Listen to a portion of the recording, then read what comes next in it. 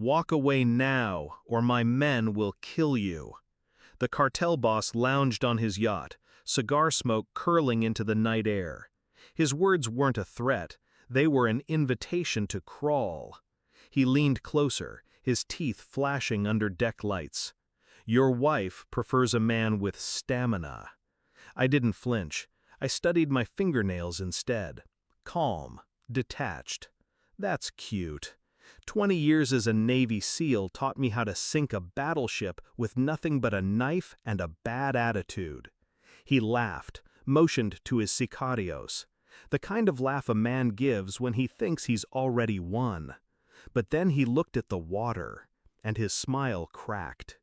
I hadn't come here for bravado. I came for truth.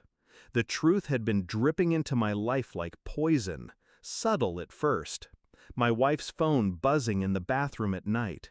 Trips she claimed were for work, though no receipts followed. A perfume lingering on her that I couldn't name. I ignored it, at first. A soldier's discipline. Focus on the mission, not the noise. But the noise grew louder until it became impossible to ignore. The final blow came as a rumor, a whisper from someone who owed me their life.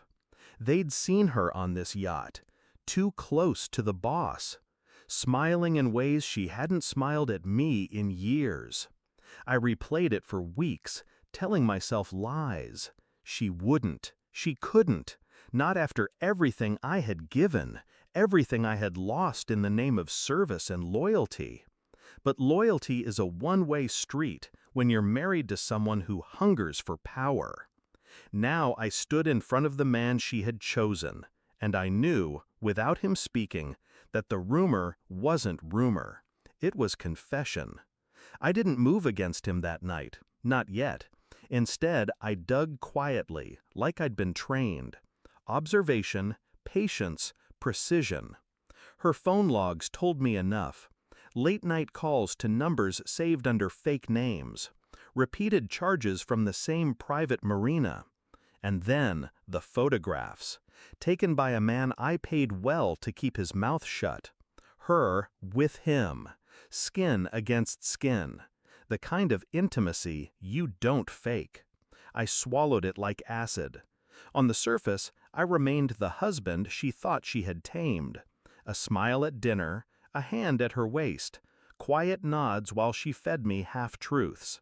Inside, though, the plan was forming, calculated, surgical. I didn't want an explosion. I wanted silence. I wanted her to drown in the truth of what she had done. So I waited, watching tides, tracking movements, building a picture she couldn't escape, until finally every detail aligned. It came in the form of a dossier, photos, phone records, bank transfers, dates that lined up perfectly with her lies. I laid it out on our kitchen table like evidence in a courtroom. When she walked in, she froze. Her eyes flicked to mine, then down to the papers. She tried to laugh it off, but laughter doesn't come easy when your soul is naked on paper. Her lips trembled. "I can explain." I didn't answer. I didn't move. I simply slid the photos toward her, one by one. Her with him on the yacht. Her in his arms. Her betraying the vows she once whispered into my ear. The silence broke her faster than shouting ever could. Tears spilled. She begged. She reached for me. But I stayed perfectly still. 2 days later, I returned to the yacht. This time, I didn't come alone. I brought her. She thought we were reconciling, thought I was giving her a chance to explain.